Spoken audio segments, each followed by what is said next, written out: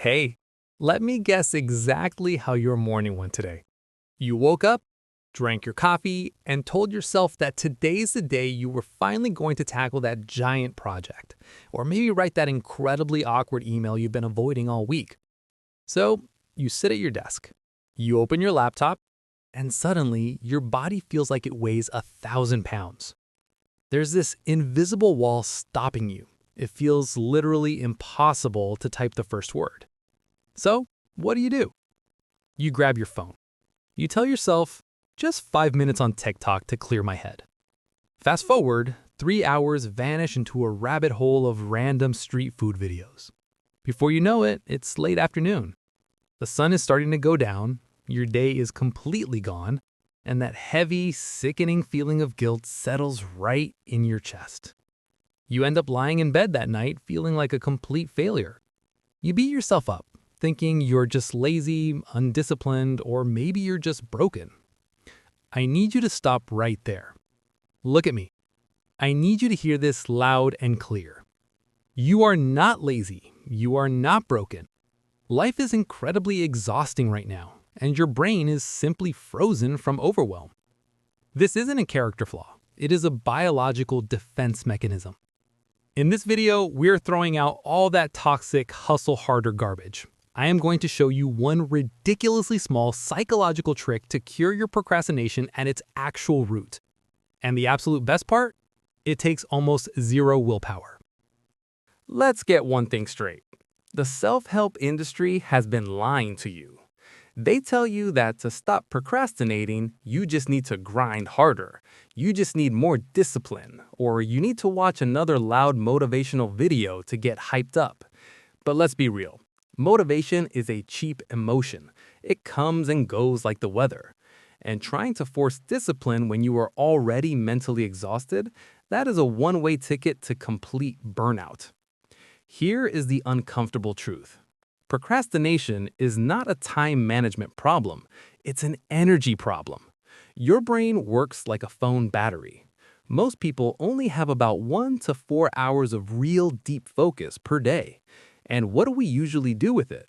We spend it scrolling, stressing about nonsense, or replaying awkward conversations from 3 years ago. So when it's finally time to do the work, your brain is already at 5%. We tell ourselves, if I just catch up on sleep tonight, then I will tackle this tomorrow. Or if I can just clear my schedule this weekend, then I will finally start. We wait for the perfect conditions. We wait for the perfect mood, the perfect amount of energy, and the perfect block of free time. But spoiler alert, that perfect day is never coming. Life is always going to be messy, loud, and exhausting. If we keep waiting for the stars to align, we will be waiting forever. So we have to flip the script entirely. We have to figure out how to take action when our battery is low, our mood is terrible, and the conditions are absolutely chaotic. So how do we actually fix this? We need to tackle 3 very specific types of procrastination. Let's start with method number 1, which is for your everyday daily burnout. This is for when you genuinely want to work, but your brain just feels like absolute mush. Step 1 to fixing this is creating a not-to-do list. I want you to think of your daily mental energy like a physical glass jar of water. Every single morning, you wake up with a fresh, full jar. But instead of pouring that energy into things that actually matter, most of us immediately start punching holes in the bottom of it. You wake up and spend 40 minutes doom scrolling in bed. You get sucked into some random internet drama, or you play a competitive video game thinking it's going to relax you. Here is the truth. Those things are not relaxing. They drain a massive amount of your cognitive fuel. Studies show that for deep analytical work, most of us only have about 1 to 4 hours of peak mental energy a day. That is it. If you waste that golden window of brain power on absolute garbage, your jar is empty before you even sit at your desk. You will be forced to procrastinate because you are literally running on fumes. This is why a to-do list is useless if you don't also have a not-to-do list. You have to fiercely protect your energy. Write down exactly what you are banned from doing during your peak hours. No social media before noon. No video games until the heavy lifting is done. Write those rules on a sticky note and slap it right on your monitor. Now that you've plugged the holes in your energy jar, here is step 2. You have to lower the barrier to entry until it is practically on the floor. When you look at a massive project or a giant pile of work, your brain panics. The pressure to finish it is what actually paralyzes you. So we're going to remove that pressure entirely. Your new goal is simply to start, and I want you to give yourself full permission to absolutely not finish it today. Seriously, if you have a huge essay to write, just sit down and type the title. Maybe write one single terrible sentence for the introduction. If you are a designer, just draw one rough, messy sketch. Tell yourself, I am just going to do this for 2 minutes and then I can quit. But here is the crucial trick. Do not close the tab. Do not put the notebook away. Leave that half-written document right in the middle of your screen. Leave that messy sketch sitting on your desk where you will constantly walk past it. You take away the heavy expectation of climbing the whole mountain, but you keep that tiny first step right in your line of sight.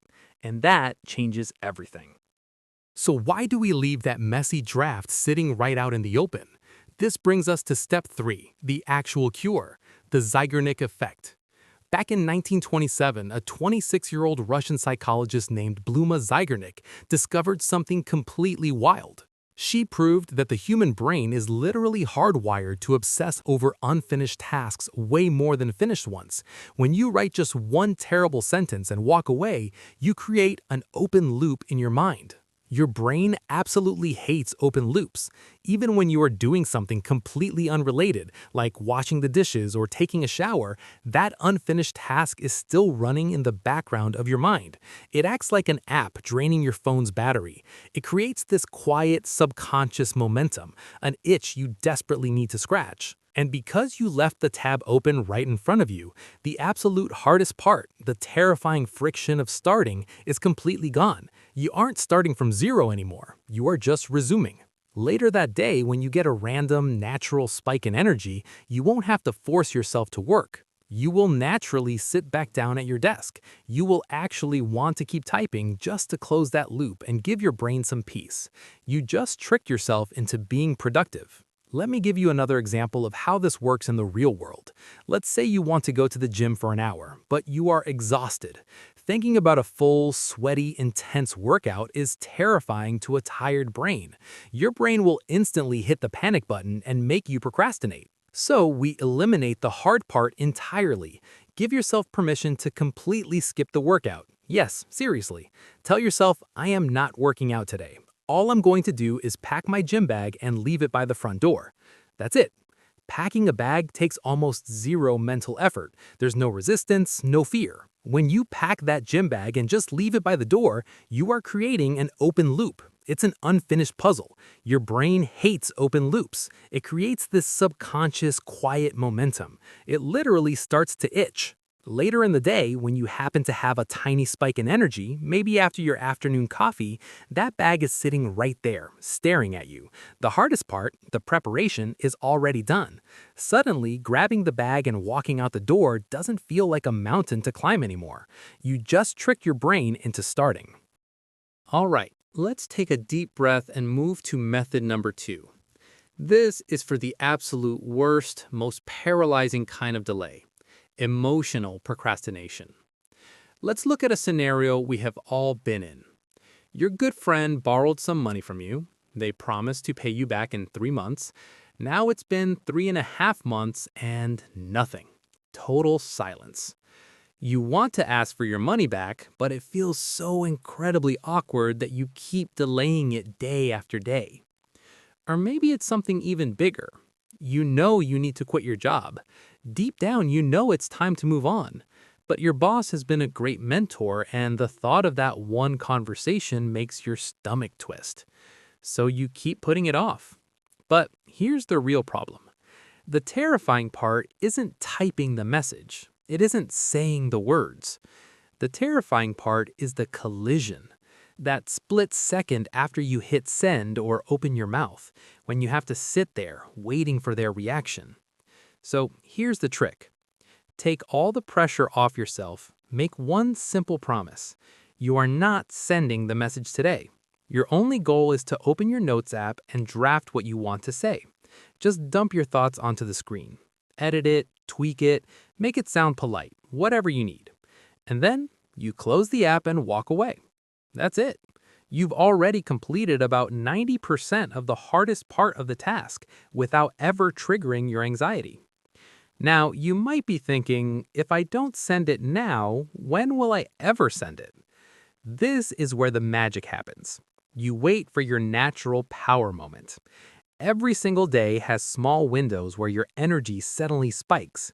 Maybe it's right after your morning coffee. Maybe after hearing a song you love. Maybe after finishing a small task. In those moments, your brain feels clearer. Your confidence rises. And when that moment hits, you don't hesitate.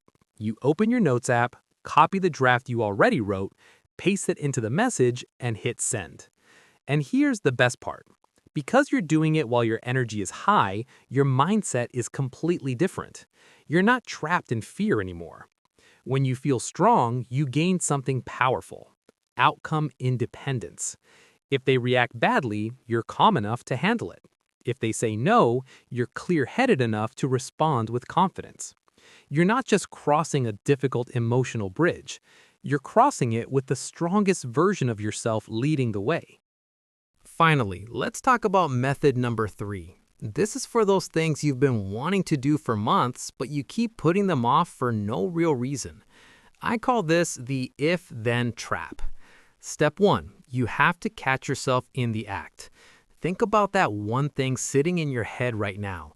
Maybe it's, if I have more money, then I'll buy that camera to start making videos. Or if I have a free weekend, then I'll finally start learning how to cook or code. We treat the if like a brick wall. But here is the reality check. If you wait for the perfect if, you'll still be staring at that same brick wall next year. You aren't getting closer to the goal, you're just getting older. Your perfect time is a ghost that's always 2 steps ahead of you. Step 2, flip the script. Put the then before the if. Take the result you want and make it the starting point, not the finish line. Instead of saying, if I have $1,000, I'll buy a camera, you ask, how can I start making high-quality videos right now, then, with the phone I already have, if. Instead of, if I have a whole day off, I'll learn Japanese, ask, how can I learn 5 new words then while I'm standing in line for my morning coffee, if. Now, step 3, open the door to the solution. Take that specific reverse question and go look for the answer. Don't look for a life-changing plan, just look for a loophole. Go to YouTube or ask an AI, best cinematic video settings for iPhone 13, or 5-minute cooking hacks for busy people. When you ask a small specific question, your brain stops making excuses and starts looking for paths. You'll find out that there are a million tiny ways to get what you want without waiting for your life to be perfect. You don't need a massive change. You just need to stop letting the word if hold your small wins hostage. Look, I'm not going to give you a complex plan. We're going to do something so small it feels like you're cheating. This is about setting a trap for your future self. If you've been procrastinating on going for a run every morning, tonight, just put your running clothes right next to your bed. Or better yet, wear them to sleep. Put your running shoes exactly in front of the door. Make it impossible to ignore. If you've lent money to a close friend and you're still too shy to ask for it back, open your Notes app and draft a message. Feel free to edit it until it sounds absolutely perfect, and then just leave it there. That's it. You've already done 90% of the work. What if you're still trapped in that, if I had more money, I'd travel loop? Flip it right now. Write down a plan for a tiny weekend trip using only the small amount of cash you have in your wallet right now. Just write it down for fun, a vague, simple plan that fits your current budget. You don't even have to go yet. Just take that piece of paper, put it in your wallet, or tape it to your desk where you'll see it every single day. These actions are so small they feel almost stupid, but that's the point. You are starting the engine without the pressure of driving the car. You are creating that open loop in your brain. Do one of these things right now. Not in 10 minutes, not tomorrow. Do it before this video ends. You've already won the hardest battle. You've officially started. At the end of the day, I want you to remember one thing. You are not lazy. You are not a failure. Procrastination is just a sign that you are human. It means you're either tired, you're scared, or you're just stuck in a loop of waiting for a perfect moment that doesn't exist. Stop fighting your brain. Stop trying to force your way through with willpower. Start tricking your brain instead. Use the open loops. Use the small drafts. Use the vague plans. Progress doesn't have to be loud or dramatic. Sometimes progress is just putting on your running clothes before you go to bed, or leaving a tab open on your laptop. Go do that one tiny thing right now. Be kind to yourself, and I'll see you in the next one.